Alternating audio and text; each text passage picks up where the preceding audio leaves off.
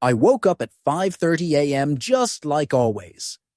It was a habit forged over 35 years of running a manufacturing empire, one I couldn't shake even though I'd hung up my CEO title 12 years ago. My body groaned in protest, a sharp ache in my lower back reminding me of my age as I swung my legs off the bed. 73 is no small thing, especially after decades hunched over boardroom tables and factory floors. The house was still, greeting me with a profound silence. Eleanor was gone. It had been 3 years. Cancer claimed her in just 4 months. I brewed myself a cup of strong black coffee and stepped out onto the deck, surveying my domain. The house I'd built with my own 2 hands, a solid 2-story craftsman overlooking the Pacific near Carmel. A real estate agent had offered me $5 million for it last year. I sent him packing. My daily ritual started with a walk around the property. I checked the cypress hedge I'd trimmed the day before and inspected the garage roof I'd patched last month after the winter rains. The work was endless, but it kept me grounded, kept me sharp. My wrinkled arms, with their ropes of veins, were still strong, and my mind was still clear. The kids didn't call much. Claire, my oldest, was a high-powered marketing executive in Chicago. I usually only saw her on holidays, unless she found a reason to jet off to Bali with her husband. Leo, the youngest, had my stubborn streak, but none of my work ethic. I was on the road too much building the company while he was growing up. Eleanor had spoiled him, and by the time I finally came home for good, it was too late to change a thing.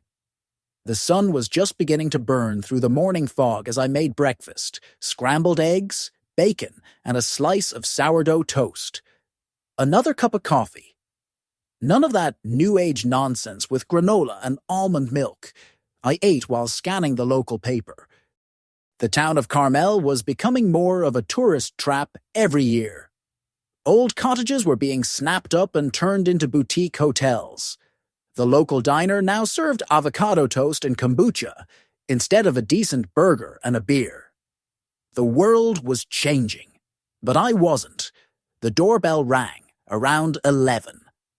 I wasn't expecting anyone and, frankly, wasn't in the mood for company. When I opened it, I saw Leo. He was wearing ripped jeans and an expensive-looking shirt, unshaven as usual, with those trendy glasses perched on his nose. Standing beside him was a woman I'd never seen before. "Hey, Dad." He never called me father or sir, the way I was raised to. "Can we come in?" I stepped back without a word, letting them into the house. The woman was slim, with dark hair cut to her shoulders, and an observant gaze that seemed to be cataloging every item in my home. "This is Chloe Martin," Leo said as we settled in the living room. "My fiancée." I raised an eyebrow. The last time I'd seen him, at Christmas 6 months ago, he hadn't mentioned anyone serious. "Fiancée, congratulations. When did this happen?" "We met in January," Chloe answered for him. Her voice was smooth, with a polished, deliberate cadence. At an art gallery, Leo was consulting on a new installation. My son called himself an art curator. As far as I could tell, it meant he advised wealthy people on how to spend their money on abstract sculptures. Not what I'd call a real job. 6 months and you're already engaged. I didn't bother to hide my skepticism. When you know, you know. "Why wait?" Leo said, taking Chloe's hand. "We're planning the ceremony for next month. Nothing huge, just close friends and family." Chloe smiled, but there was something in her smile that put me on edge. She reminded me of the corporate raiders I'd dealt with back in the day, the same calculating assessment in her eyes. "You were in business, right?" she asked, gesturing to a framed magazine cover on the mantelpiece, a picture of me from my prime. "Retired CEO," I nodded, 35 years building the company. "Impressive," she said, her eyes sweeping the room again. This is a beautiful house. How long have you lived here? I built it after I retired 12 years back. Built it himself, Leo added, with a note of pride I rarely heard from him. From the foundation to the roof. Dad's always been self-sufficient. That last word sounded off, like it wasn't meant as a compliment. It must be worth a fortune now, Chloe mused, running her fingers over the smooth oak of my armchair. Real estate in Carmel has gone through the roof. I stayed quiet. I didn't like talking about money, especially with strangers. We actually came to invite you to dinner, Dad, Leo said, changing the subject, so we can get to know each other better. Chloe makes an incredible lasagna. And we wanted to talk about the wedding, she added. We were hoping you could help with some of the arrangements. Arrangements, I repeated. You mean money? Leo winced. Not just that, although a little financial help wouldn't hurt. But mostly, we just want you there. I looked at my son, 36 years old, and still hitting up his old man for cash. Eleanor had left him a considerable trust fund. Where had it all gone? When's this dinner? Tonight if you're free, Chloe answered quickly. At our place. Leo handed me a business card with an address scribbled on the back. It was for a new, trendy condo complex downtown. An expensive place. I'll be there at 7, I said, setting the card on the table. Should I bring anything? Just yourself, Chloe smiled, but her eyes were still cold. And maybe some old photo albums. I'd love to know more about Leo's family. After they left, I stood by the window for a long time, watching them get into a brand new Tesla. My son had never cared about family history before. What had changed? At 7 o'clock sharp, I pulled up to their condo building. Up close, it looked even more luxurious. Modern design, floor-to-ceiling windows, and a doorman. You couldn't afford this on an art curator's salary. Either Chloe was wealthy, or Leo was drowning in debt. Dinner started pleasantly enough. The lasagna was, in fact, delicious. The wine was expensive. Chloe asked about my career, about the house, about Eleanor. I answered politely, but kept my guard up. Years of negotiating deals had taught me to never show my hand too early. Leo told me you built the house for Eleanor, Chloe said as she poured coffee. That's so romantic. She always wanted a house by the ocean, I replied. I promised her one when I retired. I remembered Eleanor and me, sitting on the bare floorboards of the unfinished deck, watching the sun dip into the Pacific. Finally, a real home, Arthur, she'd said. After years of corporate travel and temporary apartments, our house was our anchor. And you kept it after she passed, Leo remarked. Even though it's much too big for one person. It's my house, I said simply. I built it. But you have to think about the future, Dad. About your legacy. About what's practical. There it was. I set my cup down. What are you getting at, Leo? Chloe placed a hand on his arm, as if to restrain him. We're just worried about you, Mr. Vance. Living all alone in such a big house at your age. What if something happens? Who would be there to help? I stared down the board of a multinational corporation and won, young lady, I said coldly. I think I can manage on my own. No one is questioning your strength. Her tone became syrupy sweet. But Leo and I were thinking. After the wedding, maybe it would make sense to combine our resources, keep the family home in the family. You want to move in with me? I knew that wasn't it, but I wanted to hear them say their real plan. Not exactly. Leo shifted uncomfortably. We were thinking, maybe you could consider moving somewhere smaller, something more manageable, and we could. Take over the house, as an early inheritance. So that was it. I looked at them, this young couple sitting across from me, thinking I was some old fool they could easily manipulate. An inheritance is something you get after a person dies, I said. my voice flat. I don't plan on going anywhere soon. Dad, don't be so dramatic. Leo rolled his eyes. We're talking about being practical. You could get a nice apartment in the city, closer to doctors, to shops. Doctors? I let out a short laugh. I'm in better shape than you are, son. That may be true, Mr. Vance, but none of us are getting any younger, Chloe chimed in. And property values in Carmel have never been higher. It's the perfect time to sell. I looked at her, and it all clicked into place. 6 months of dating, a rushed wedding, this sudden interest in my house.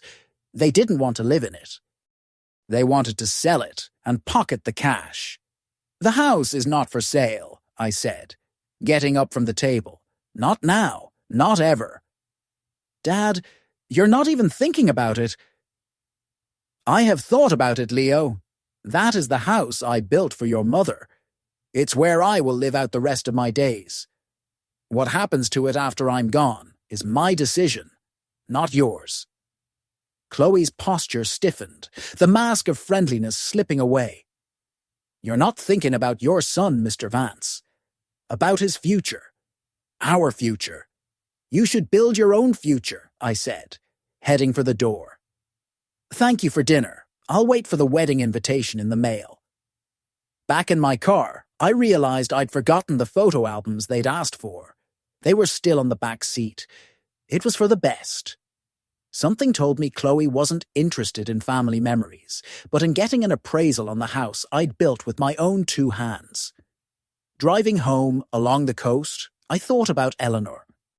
She always had a knack for reading people, for seeing right through them. Be patient with Leo, Arthur. She'd urged me before she passed. He's not as strong as you think. Now I understood what she meant. My son was always looking for the easy way out, and this woman, Chloe, saw him and me as a golden opportunity. I parked in the driveway and sat in the dark for a moment, looking at the silhouette of the house I'd poured my soul into. Every beam, every nail held a memory. This was where Eleanor had spent her final peaceful years. Her presence was still here, in the garden she'd planted, in the curtains she'd chosen. This house was all I had left of her, and I would not let them take it. A week later, an envelope of heavy cream-colored paper arrived in the mail. It was a wedding invitation, designed in some flowery, over-the-top style with gold script. The ceremony was in 26 days at a seaside chapel with a reception at the Monterey Peninsula Country Club. A handwritten note was at the bottom. Dad, your presence means the world to us. Please call. We need to discuss the details. Leo, I put the invitation on the kitchen counter and poured myself a scotch. Honestly, after that dinner, I figured they'd just write me off. I guess they hadn't given up hope yet. The phone rang the next morning. I was busy with my usual Saturday project, fixing a loose railing on the deck, and I let it ring. The calls were persistent. Vance, I finally answered, annoyed. Dad. Leo's voice was unnaturally cheerful. Did you get the invitation? I got it. So, what do you think? I think the seaside chapel is a nice choice. Your mother loved that view. There was a pause. Leo clearly hadn't expected me to bring up his mother. Listen, Chloe and I wanted to apologize about the other night, he said finally. We were too aggressive. This is a big step for us, and we just want you to be a part of our happiness. Eh? His words sounded rehearsed, like Chloe was standing right there, coaching him. Apology accepted, I said curtly. We could really use your help with the planning, Dad. You have great taste, and we want to do things in a classic way, the way Mom would have liked. There it was, a new angle, playing the Eleanor card. What kind of help exactly? Everything, Leo laughed. Chloe made a list. Can you come over today, or we could come to you? I'll be at your place at 4, I said after a moment's thought. Better to be on their turf. At my house, the conversation always turned to real estate too quickly. At 4 o'clock, I parked in front of their condo building. A black Mercedes with Illinois plates was in the guest spot. Company? I buzzed their unit, and Chloe opened the door almost immediately, as if she'd been waiting for me. "Mr. Vance," she beamed. "So good to see you. Come in, we have another guest." In the living room, sipping champagne, sat a woman in an expensive power suit. She turned, and I recognized my daughter, Claire. "Dad!" She stood and came to hug me. She smelled of expensive perfume and recycled office air. "What a surprise!" "It is for me too," I said, glancing at Leo, who was suddenly very interested in a stack of wedding magazines. "I didn't know you were in town." "Flew in this morning," Claire smiled. "A brother's wedding is a good reason to drop everything for a few days, right? Besides, I had to meet my future sister-in-law." Chloe and Claire exchanged tight smiles, two sharks circling each other. "So, what's this help you need?" I asked, waving off the offer of champagne. "So many things," Chloe said, opening her laptop. "We made a list.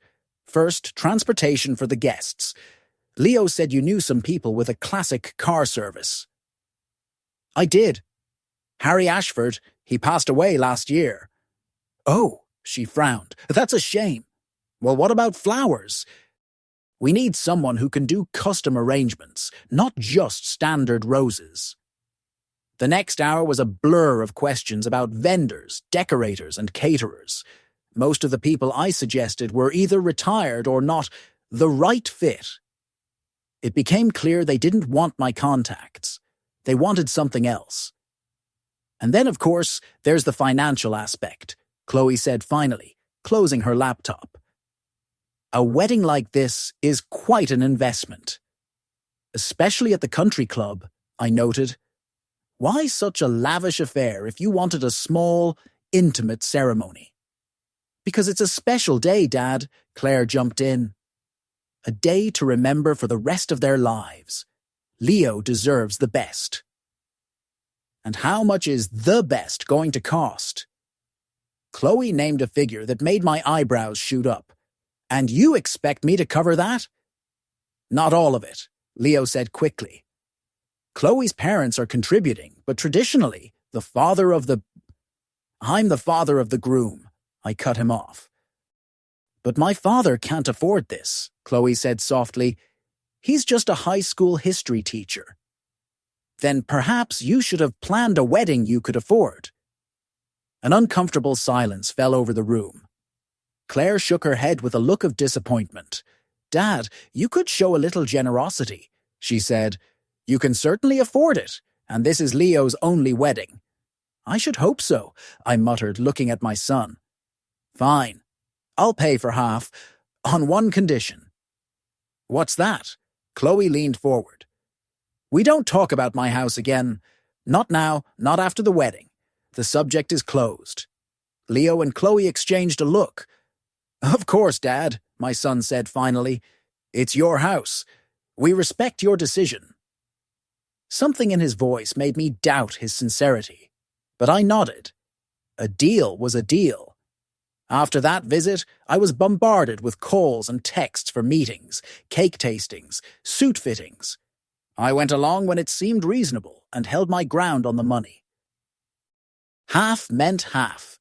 Not a penny more. 2 weeks before the wedding, Leo asked me to swing by their condo to pick up the final guest list for the officiant. I arrived at the agreed-upon time, but no one answered the buzzer. Chloe's car was in the driveway, so they had to be home. I walked around the side of the building and saw the sliding glass door to their patio was slightly ajar. They were probably out back and couldn't hear the buzzer. I was about to knock on the glass when I heard their voices. "Acts like he's made of stone," Chloe was saying. "But once he sees you waiting at the altar, his heart will melt." "I doubt it," Leo replied. "My father has a ledger where his heart should be. But don't worry, I spoke to Claire. She's a lawyer. She found a way." "What way?" After the wedding, we file a petition to have him declared legally incompetent. Claire will handle the paperwork. We have a doctor in our building who can do the evaluation. The old man lives alone, talks to himself sometimes. I've heard him talking to a photo of Mom. You think a court will go for that? With a good lawyer, yes, and once we have conservatorship, we can sell the house, or renovate it. Can you imagine that living room if we knocked out the wall to the kitchen? I froze, the blood roaring in my ears. Incompetent. Me? Arthur Vance? I don't know, Leo. Chloe's voice was laced with doubt. Your father doesn't seem senile. He's sharp. It's a corporate front, but he's 73, Chloe. A little dementia wouldn't surprise anyone at his age. And with Claire on our side, I backed away, silently. So my daughter was in on it too. Both of my children, conspiring to have me declared mentally unfit. All for a house. The house I built for their mother. I got in my car and drove away before they could see me. I needed to think. The next day, I called Claire. I asked her to come to the house, alone. No Leo, no Chloe. She agreed, though I could hear the surprise in her voice. She arrived in the late afternoon, just as the sun began to set over the ocean. I met her on the deck with a glass of scotch. It's beautiful here, she said, looking out at the water. I always forget how incredible this view is. Have a seat, I gestured to a wicker chair. Drink? Gin and tonic if you have it. I made her the drink and sat across from her. We were quiet for a moment, just watching the waves. Claire had always been like me, patient, able to wait. I overheard an interesting conversation yesterday. I began finally, between your brother and his fiancée, about having me declared incompetent. Claire froze, her glass halfway to her lips, and about your role in that plan. She set the glass down on the table. Dad, it's not what you think. And what is it that I think, Claire? You think we're trying to steal your house, she sighed, leaning back in her chair. Leo has always been impulsive, and this Chloe. She's the type who sees an angle in everything. But believe me, I would never be part of a plan that would actually harm you. And trying to have me committed isn't harmful. It was never a serious plan, she shook her head. Leo was just brainstorming. You know how he gets. I know he's irresponsible and selfish.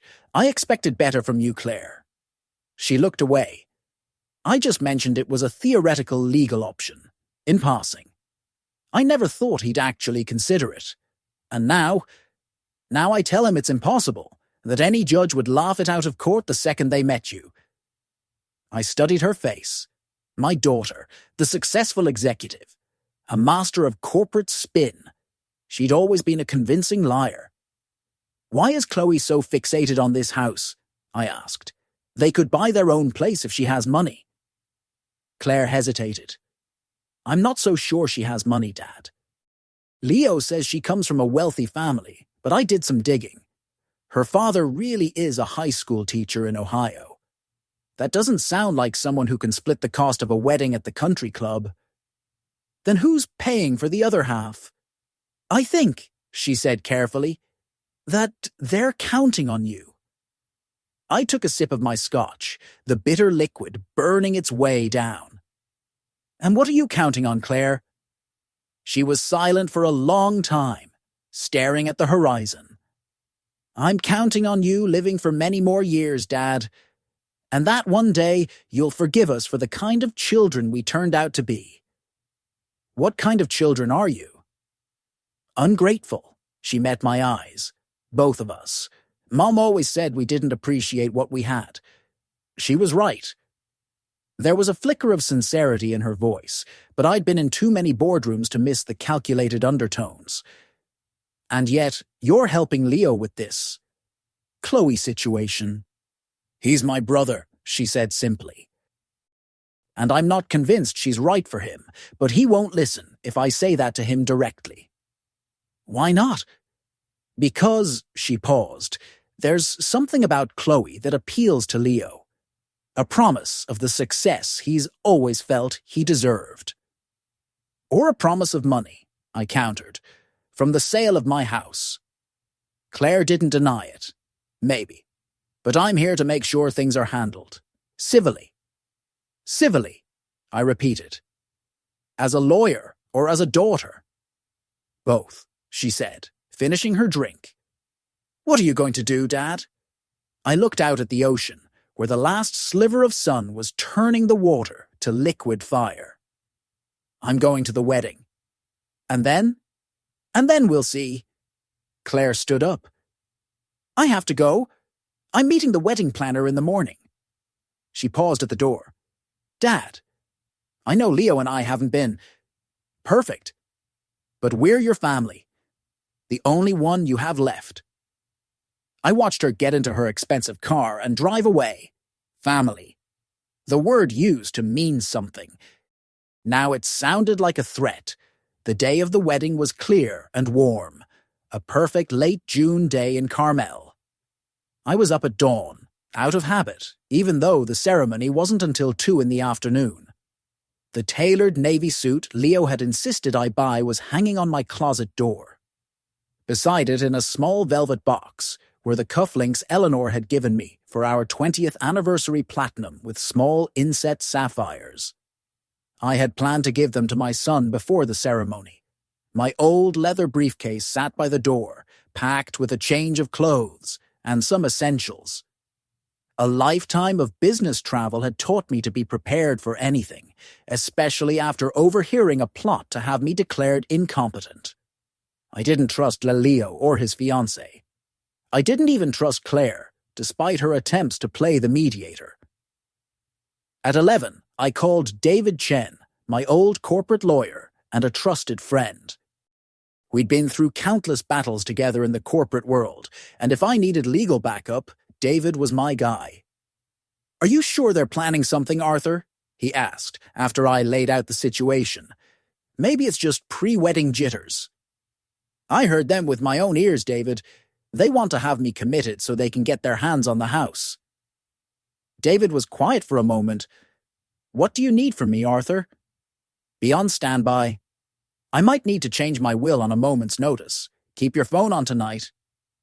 You got it, boss, he said, the old nickname slipping out. Good luck in the negotiations. At noon, I drove to the hotel where Leo was getting ready.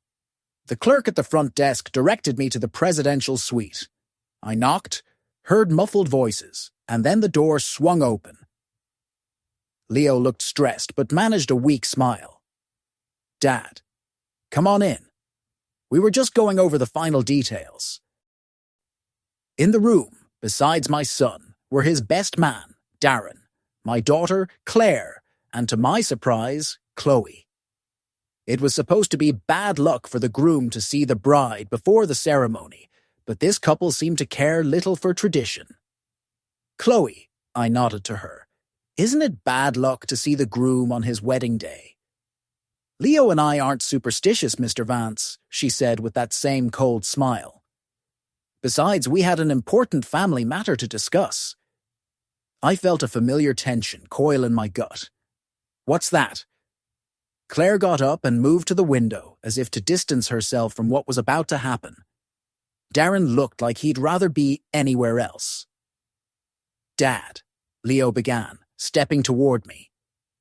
Chloe and I have been thinking a lot about our future, about the family we want to build.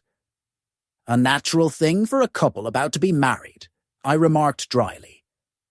And we've decided we want to start our life together in the right place. A place with history. With soul. I waited, saying nothing, though I knew exactly where this was going.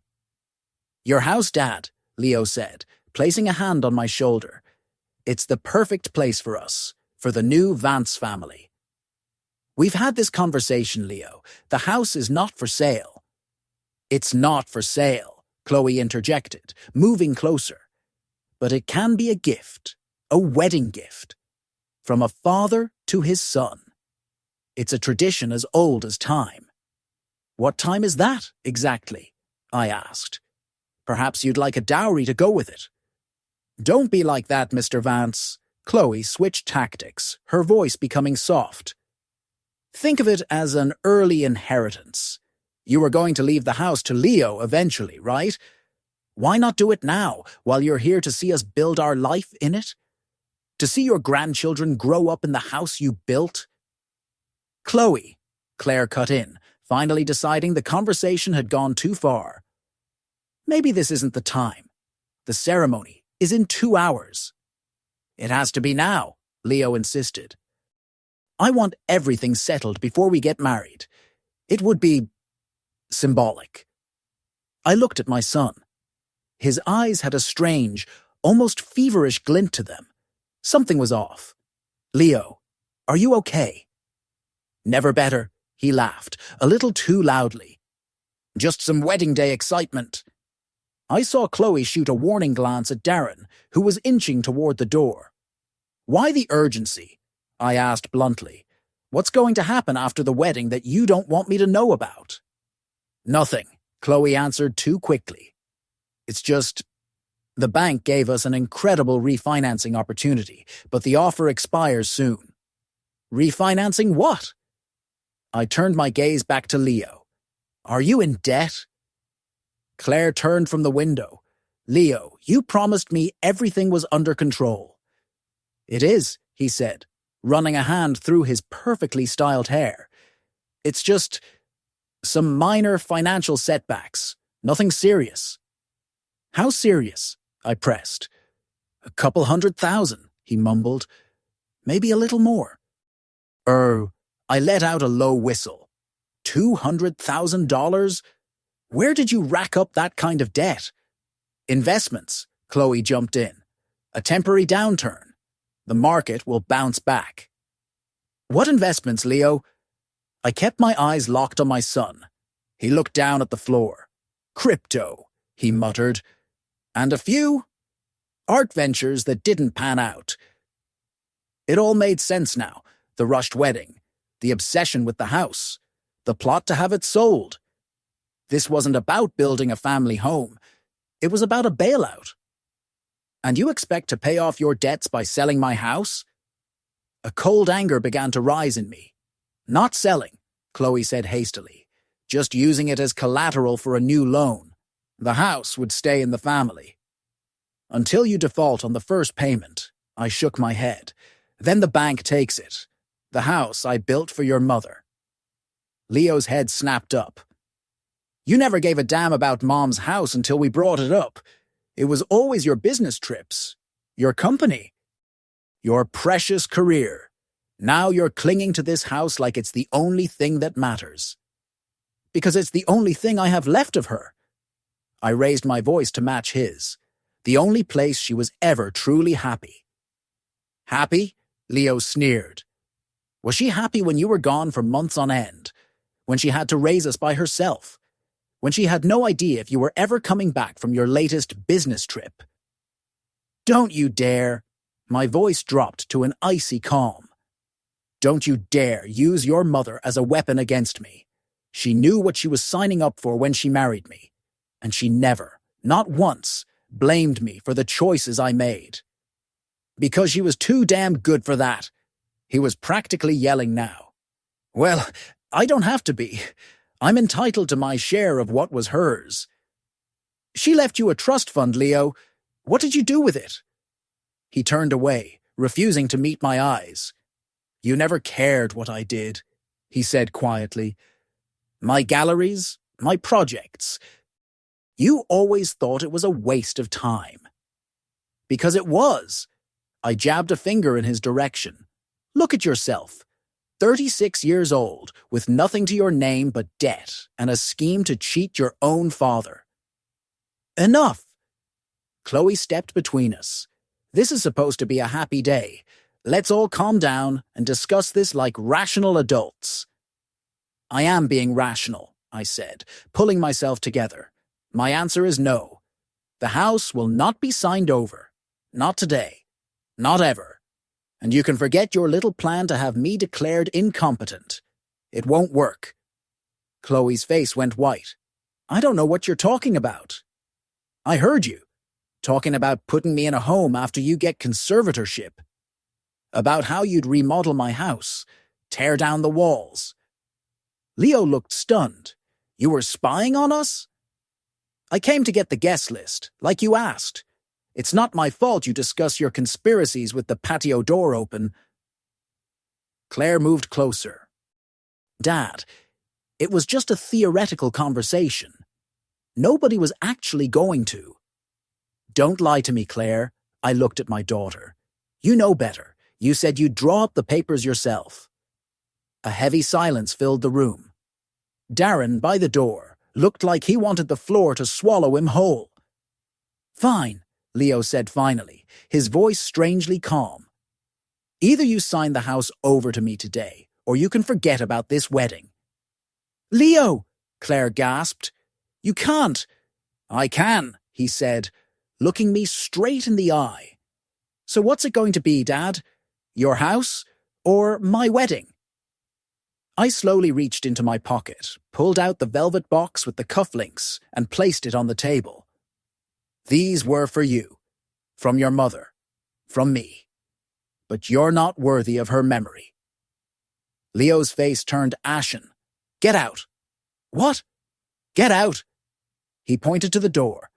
You're not invited to my wedding. You're not my father anymore. Chloe put a hand on his arm, her eyes gleaming with triumph. Leo, darling, calm down. Maybe your father just needs some time to think.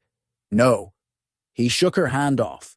I've decided. He signs the house over or he leaves. Now. I looked at my son, a grown man throwing a tantrum like a spoiled child who didn't get the toy he wanted. Where did I go so wrong? I'm leaving, I said calmly. But I want you to know something. I'm not the one who betrayed this family. I turned to Chloe. He's always been this way. He gets what he wants, and when he doesn't, he melts down. Let's see how long the two of you last when the money runs out. How dare you? She hissed. I love Leo. Maybe, I shrugged. But it wasn't his future you were discussing in that plan of yours. It was the house and the money. I started for the door, but Claire blocked my path. Dad, please. It's your son's wedding. Your only son. I don't have a son anymore, I said, looking past her at Leo. That was his choice. I walked out of the suite and through the hotel lobby, feeling the stares of the staff and other guests. Our raised voices must have carried. To hell with it. Let the whole town know that Leo Vance kicked his own father out of his wedding over money. Once I was in my car, I pulled out my phone and dialed David's number. Arthur, getting ready to give your big speech. Change of plans, David. Meet me at your office. Now. What happened? I'll tell you when I get there, and find me a top-notch family law attorney. Someone from San Francisco, or L.A., not local. Is it that serious? His voice was grim. More than serious, I said, starting the engine. They just made their final mistake. I drove past the seaside chapel where the ceremony was supposed to start in an hour. Workers were bustling around, setting up flowers and chairs. I wondered what they'd tell the guests. That the old man had lost his mind and had to be thrown out. That I was too ill to attend. It didn't matter. I'd fought battles in the boardroom for 35 years and I never backed down. I wasn't about to start now. If they thought they could declare Arthur Vance incompetent and take what was his, they were about to find out just how wrong they were. I parked outside David's office and took a deep breath. A plan was already forming in my mind, clear, precise, and ruthless. Just like the old days, when the fate of my company depended on the right strategy. David Chen's office was in a sleek, modern building in downtown Monterey. Inside, it smelled of expensive leather and fresh coffee, the smells I'd always associated with power and control. David met me at the door, his usually calm face etched with concern. "You look like you're heading into a hostile takeover, Arthur," he said, leading me into his office. "I am." I sank into the chair opposite his desk. "I need to change my will. Today." David let out a low whistle. "On your son's wedding day? What happened?" I gave him the short version of the confrontation at the hotel. Leo's demand, the ultimatum being thrown out of the wedding. "My God, Arthur," David shook his head. "I'm sorry." "I don't need sympathy," I said, sitting up straighter. "I need action. I want Leo written out of the will. Completely. And I want it done before that wedding ceremony is over."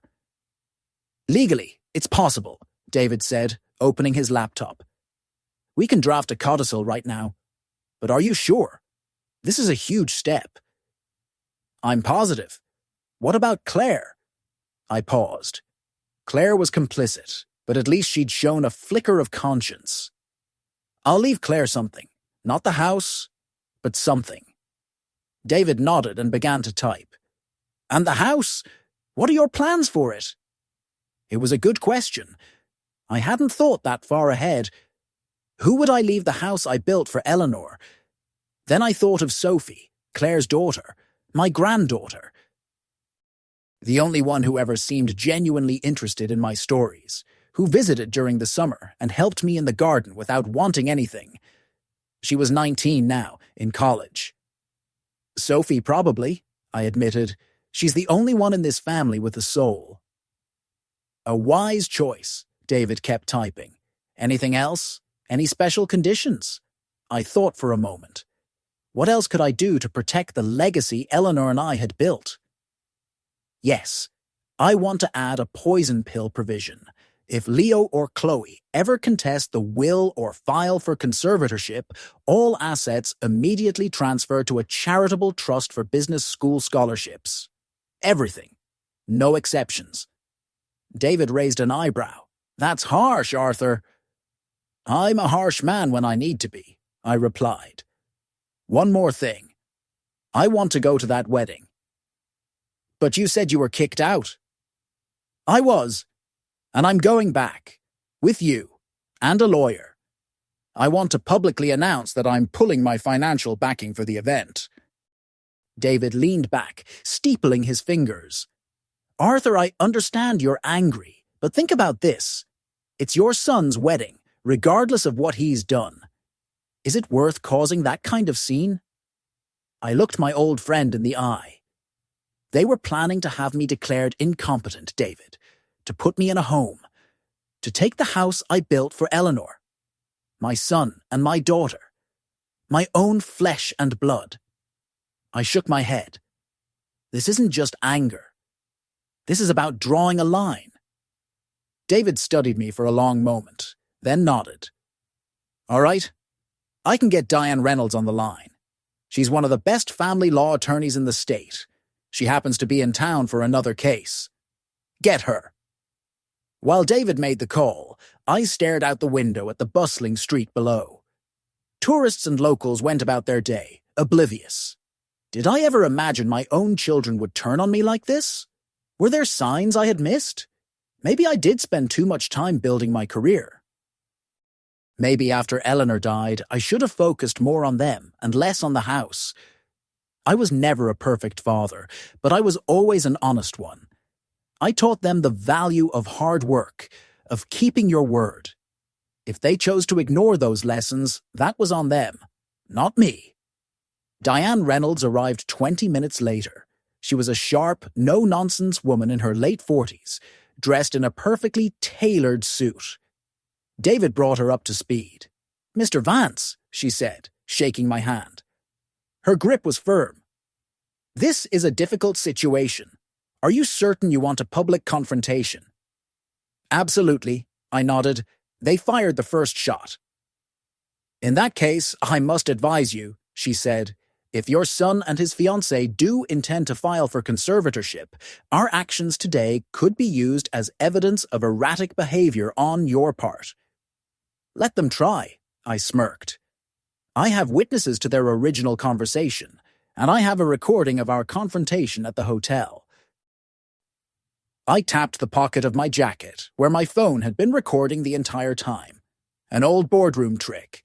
Always have a record of high-stakes negotiations. A small smile played on Diane's lips. It seems you're better prepared for this battle than I thought. All right, Mr. Vance, I'm in. We had the paperwork finalized by 3 o'clock. The ceremony was scheduled to have started at 2, which meant the reception would be in full swing. Perfect timing. Ready? David asked as we walked out of his office. As I'll ever be, I said, straightening my tie. We took my car. On the way to the Willow Creek Country Club, I went over the strategy. No grand entrance. Wait for the right moment, perhaps during the toasts. We pulled up to the club around 3:30. The parking lot was full of luxury cars. A security guard at the entrance tried to stop us. I'm sorry, sir, this is a private event. I'm the father of the groom, I said calmly. Arthur Vance. The guard looked flustered. Sir, my instructions were that you were not to be admitted. As you can see, your instructions are outdated, I said, standing to my full height and using the command voice that had silenced boardrooms for decades. These are my legal representatives. We have urgent business with the bride and groom. The young guard, clearly not prepared for a showdown with an imposing old man and 2 lawyers, hesitated and stepped aside. Go on in, sir. Inside the club, a string quartet was playing. Guests mingled with glasses of champagne. The ceremony was clearly over. A few people recognized me and froze, their conversations dying mid-sentence. I scanned the room for Leo and Chloe. They were in the center of the main hall, accepting congratulations. Leo in his tuxedo, Chloe in a ridiculously ornate white dress that must have cost a fortune. My fortune, I reminded myself. Claire saw me first. Her eyes went wide, and she quickly whispered something to Leo. He turned, and the color drained from his face. I walked toward them at a measured pace, David and Diane flanking me like a security detail. The crowd of guests parted before us, creating a path. The music faltered and then stopped. The room fell silent. Dad, Leo said through a strained smile as I reached them. You decided to come after all. I couldn't miss the big day, I said evenly.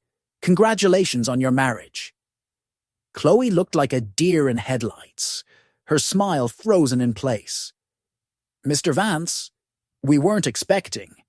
Clearly, I nodded. But I have some unfinished business with you and my son. Dad, please. Claire stepped forward. Not here, not now.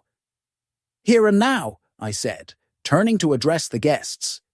Ladies and gentlemen, I apologize for this interruption. My name is Arthur Vance, and I am the father of the groom. Or rather, I was, until this morning. A wave of whispers spread through the room. Leo took a step forward, his face a mask of fury. What are you doing? What I have to do, I replied, my voice carrying easily through the silent hall. This morning, my son gave me an ultimatum. Either I sign over my home to him, or I was uninvited from his wedding. I refused to give up the house I built for his late mother, and so I was banished. The murmurs grew louder. An older woman gasped. But that's not all, I continued. I recently learned of a plan, hatched by my son and his new bride, to have me declared legally incompetent after the wedding so they could gain control of my assets. My daughter, a lawyer. I gestured to Claire, who looked like she might faint, had agreed to assist them with the legal filings. That's a lie, Leo shouted. My father is unwell. He's paranoid. It is not a lie, I said calmly. I have a recording of your conversation, and witnesses. I pulled out my phone and hit play. Leo's voice, slightly distorted but unmistakable, filled the room. After the wedding, we file a petition to have him declared legally incompetent. Claire will handle the paperwork. We have a doctor in our building who can do the evaluation. I stopped the recording and looked at Leo. His face was a mixture of rage and humiliation. You had no right. I had every right. It's my life and my home, and I will protect them. Chloe grabbed Leo's arm, her eyes flashing. Why are you doing this? What do you want? Justice, I said, then turned to David. This is my attorney, Mr. Chen, and this is Ms. Reynolds. As of this afternoon, I have amended my will. Leo Vance is no longer my heir. My entire estate, including my home, will be placed in a trust with specific beneficiaries, of which Leo is not one.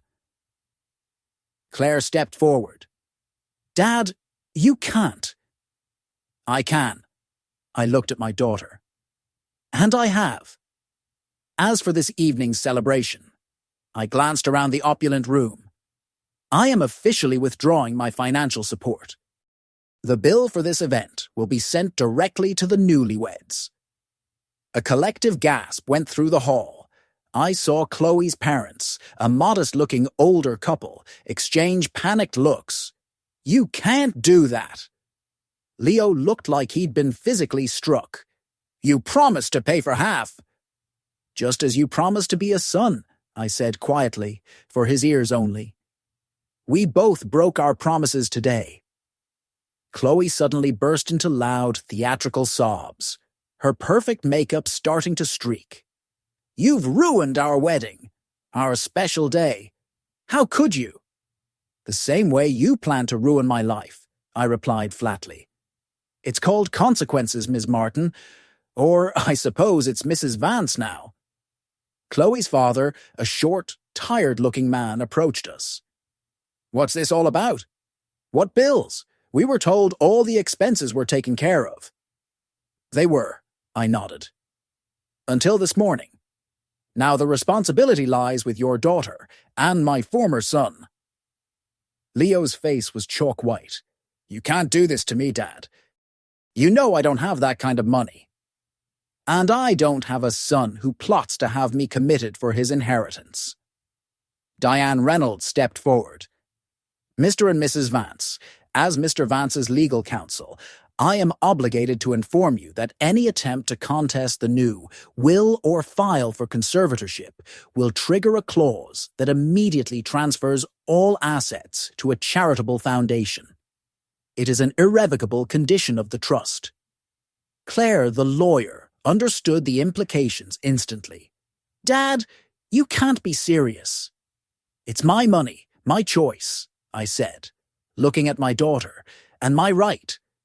Suddenly, a young woman pushed through the crowd. It was my granddaughter, Sophie. Her eyes were red from crying. Grandpa, what's happening? Why is everyone fighting? I looked at her. So young, so innocent, so much like Eleanor. Family business, sweetheart. Nothing for you to worry about. But it's Uncle Leo's wedding. She looked confused. Can't everyone just stop fighting? There was a simple wisdom in her words that her mother and uncle had long since lost. For a fleeting moment, I doubted myself. Maybe David was right. Maybe I shouldn't have made such a scene. But then I remembered their words. Nursing home, remodel the house, Leo's debts, and my resolve hardened. Sometimes, Sophie, justice can't wait, I said softly. Even for a party. I turned back to Leo and Chloe. I've said what I came to say. You know the terms. Good luck with your life together. I hope you build it on a more honest foundation than you started with. I nodded to David and Diane, and we turned to leave. Behind me, I could hear the rising clamor of voices, Chloe's wailing, Leo's cursing. But I didn't look back. It wasn't until we were back in the car that I allowed myself to exhale. My hands were trembling slightly, not from fear, but from the adrenaline and perhaps a sliver of regret. Are you all right, Arthur? David asked from the passenger seat. I will be, I answered. Eventually. That was impressive, Diane said from the back. Not many people would have the guts to do that. Not many people are pushed that far, I said, starting the car. As we drove away from the country club, I took one last look at the building where I had just, perhaps irrevocably, destroyed the relationship with my son.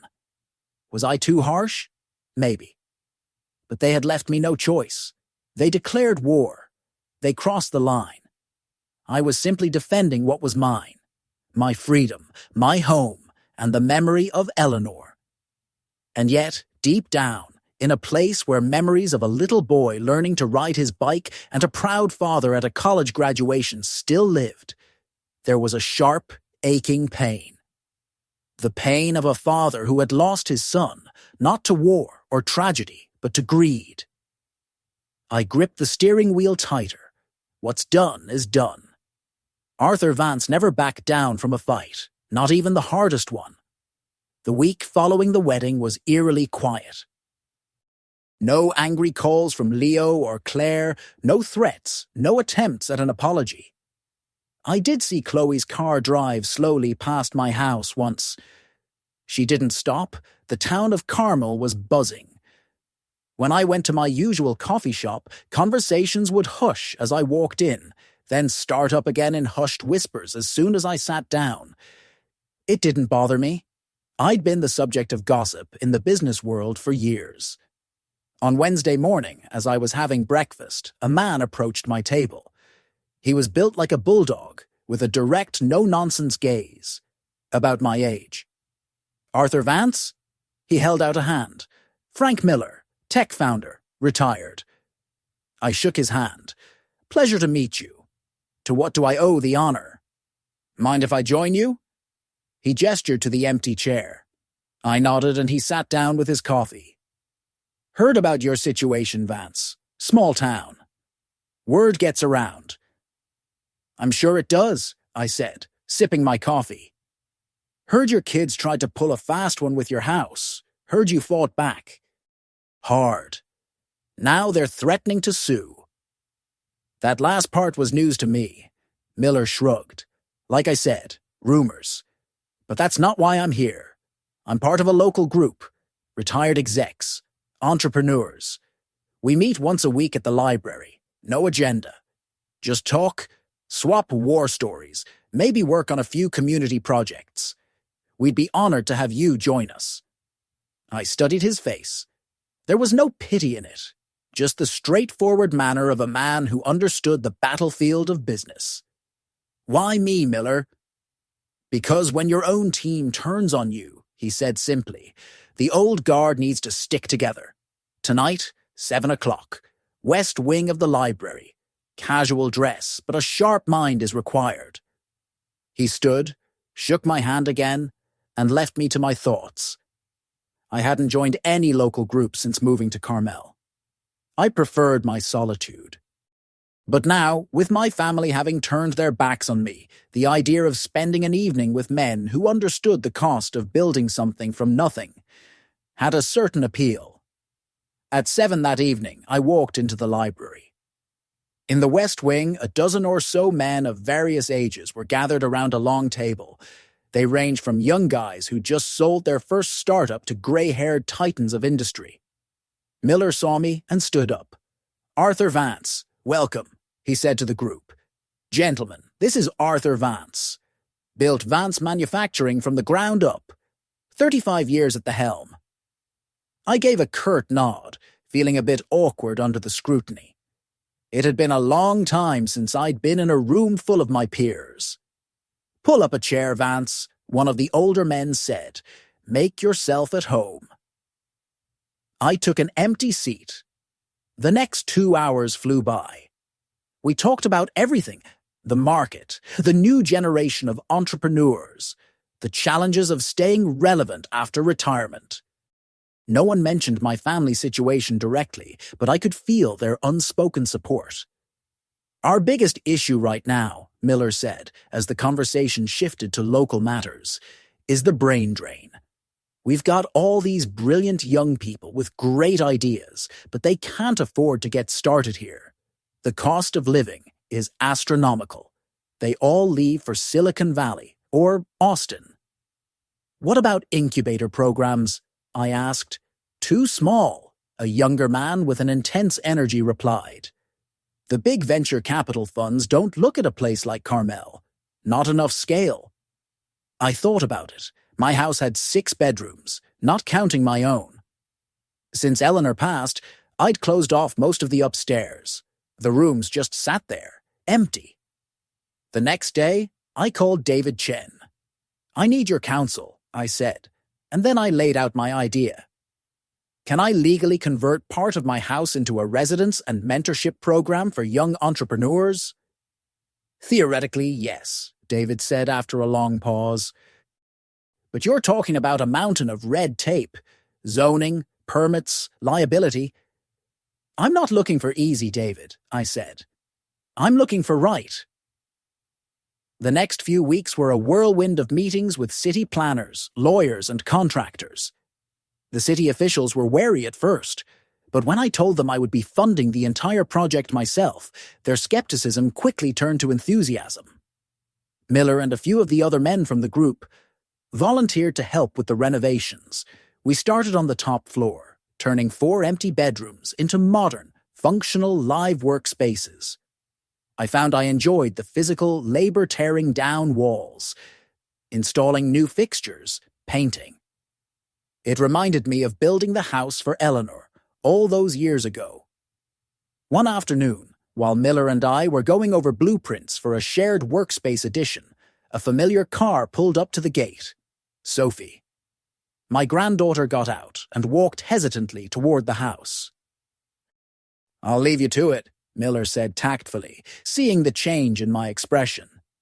Sophie came up as he was leaving. She looked tired, with dark circles under her eyes. Hi, Grandpa, she said quietly. Sophie, I nodded. Come on in. Want some iced tea? She nodded and we went into the kitchen. I poured us both a glass and got out the cookies I always kept for her visits. Haven't seen you in a while, I said as we sat at the table. How's college? It's fine. She stared into her glass, avoiding my eyes. Grandpa, I came to talk about the wedding. I sighed. Did your mother send you? No. She looked up, a flash of anger in her eyes. I came by myself. They don't even know I'm here. My apologies. I held up a hand. I didn't mean to offend you. She relaxed a little. After the wedding, everything fell apart. Uncle Leo and Chloe cancelled their honeymoon. They're having trouble paying all the bills from the reception. Mom and Dad are fighting about whether to help them. And then Mom told me you changed the will, and now none of us get anything.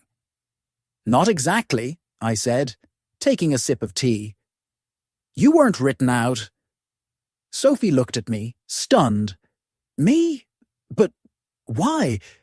Because you're the only one in this family who never tried to use me, I shrugged. The only one who ever visited just to visit, not because you needed something. Her eyes dropped. That's not true.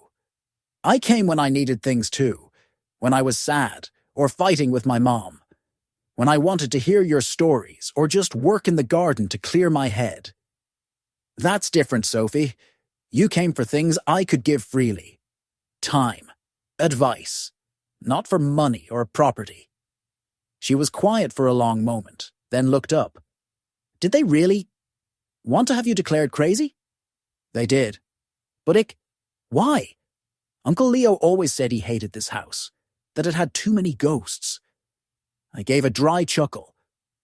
It wasn't the house he wanted, kiddo. It was the money from selling it. Your uncle is in some serious financial trouble. Trouble? She looked shocked. But he always seems so successful. Seeming and being are 2 different things. I leaned back in my chair. A lesson your uncle never managed to learn. Sophie's eyes drifted around the room, noticing the tools and stacks of drywall in the corner. What are you doing, Grandpa? Are you selling the house? Not exactly, I said, and I explained my plan for the entrepreneur residence. The top floor is almost done. Soon we'll start on the addition for the common workspace. Her face lit up. That's amazing.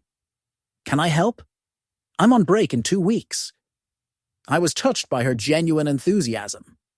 Of course, we could always use help with the design, picking out furniture. She smiled, and for a second I saw Eleanor in her, the same light in her eyes. Grandpa, she said, her expression turning serious. I think you should talk to Mom. She's really upset. Upset about the will? I shook my head. Not about me. It's not just that, Sophie insisted. She's scared you'll never talk to them again. That you'll be all alone here. I'm not alone, I said, nodding toward the yard where Miller and 2 other men were unloading lumber. I have new partners. Sophie followed my gaze. Are you happy, Grandpa? It was an interesting question. Was I happy? After the betrayal, the scandal, everything that had happened. I'm occupied, I answered finally. And that's more important than happiness. I have a purpose again. The house I built for your grandmother is going to serve people who deserve it. People with vision. Sophie reached across the table and covered my hand with hers. I'm proud of you, Grandpa. Her words meant more to me than I could say. Maybe this family wasn't a complete loss after all. That evening, after Sophie left, I sat on the deck with Miller. We went over plans for the next week, sipping scotch as the sun set. You've got a good granddaughter there, Arthur, Miller said. Cut from a different cloth than her father and aunt. No, I nodded. She's cut from Eleanor's cloth. She was asking me about the residence, wants to help design the workspaces, says she has ideas. I smiled, remembering how she'd helped me design the garden shed years ago. She has a good eye. We sat in comfortable silence for a while, watching the colors of the sunset bleed across the sky. You know, Arthur, Miller said finally, when I sold my last company, my wife filed for divorce, said she couldn't live with a ghost anymore. My kids sided with her. I thought my life was over. What did you do? Found a new mission, he shrugged. Started this group. Started mentoring young founders. And you know what? I found a new family. Not by blood, but a real one. I knew what he meant. In these past few weeks, I'd felt more of a connection with these men than I had with my own children in years. We spoke the same language. We shared the same values. They understood what it meant to build, to risk, to lead, concepts my children treated like relics from a bygone era. Did you ever reconcile with your kids? I asked Miller. He stared out at the ocean for a long time. I tried. It worked with my daughter, not my son. Some gaps are too wide to cross, Arthur, but that doesn't mean you stop building bridges. I thought of Sophie, of her plea for me to talk to Claire. Maybe it was worth a try, not for me, but for my granddaughter, caught in the crossfire. Maybe, I said at last, but not yet. I have to finish this first. Miller nodded, understanding. The next day, I met with the architect to finalize the plans for the addition. We designed a large, open workspace with floor-to-ceiling windows overlooking the ocean and a small communal kitchen. A place where these young entrepreneurs could collaborate, challenge each other, and build the future. A place like the boardrooms where I had spent my life, but better. More open, more hopeful. When the architect left, I stood on the edge of the cliff for a long time, looking back at the house I built for Eleanor. It had always been too big for just the two of us, but she had insisted on the extra rooms for children and grandchildren. She believed this house would one day be filled with family. Maybe it would be. A different kind of family. One not of blood, but of spirit. Bound by shared ambition and mutual respect. What would Eleanor think of my plan? Would she approve of turning our home into a launchpad for the next generation? I think she would. She always understood my drive, my need to build. She would agree that the house should be filled with life and purpose. And what about Leo and Claire? Could I ever forgive them? I didn't know. The betrayal had left a deep scar. But maybe, with time and a new purpose, I could learn to accept what happened, if not forget it. 3 months later, we held the opening for the Eleanor Vance Residence for Entrepreneurs, the name I'd chosen in honor of my wife. 4 young founders had already moved into the renovated rooms upstairs, with 2 more arriving next week. The workspace addition was nearly complete. Sophie, true to her word, had spent her entire break helping with the interior design and landscaping. On the day of the opening, as Miller and I cut a symbolic ribbon at the front door, I saw a familiar car parked down the road. It was Claire. She sat behind the wheel, just watching the small ceremony. She didn't get out. She didn't approach. She just watched for a few minutes, and then she drove away. Maybe it was the first step. Maybe it wasn't. But as I watched her leave, I didn't feel anger. Just a quiet certainty that I was on the right path. That evening, we gathered in the new common room, me, Miller, the other mentors from our group, and the new residents. Sophie had driven down specially for the occasion. We raised our glasses to the Eleanor Vance residence and to new beginnings. To Arthur Vance, Miller said, raising his glass, a man who refuses to back down, even from the toughest fight. And to new ventures, I added, looking around the room at the faces, young and old, that had become my new circle. To a real team. Sophie squeezed my hand, and I saw understanding in her eyes. She knew. She knew I hadn't given up, hadn't let bitterness consume me. I had taken their betrayal and built something new from it. I had found a new purpose, a new meaning, and maybe a new kind of happiness. I was still the same, tough, principled Arthur Vance. But I was no longer just a lonely old man in a house that was too big. I was a man with a mission again. A man who was building something important. Looking out at the ocean through the panoramic windows of the new workspace, I thought of Eleanor. Look, my love, I thought. The house is full of life again, just like you always wanted.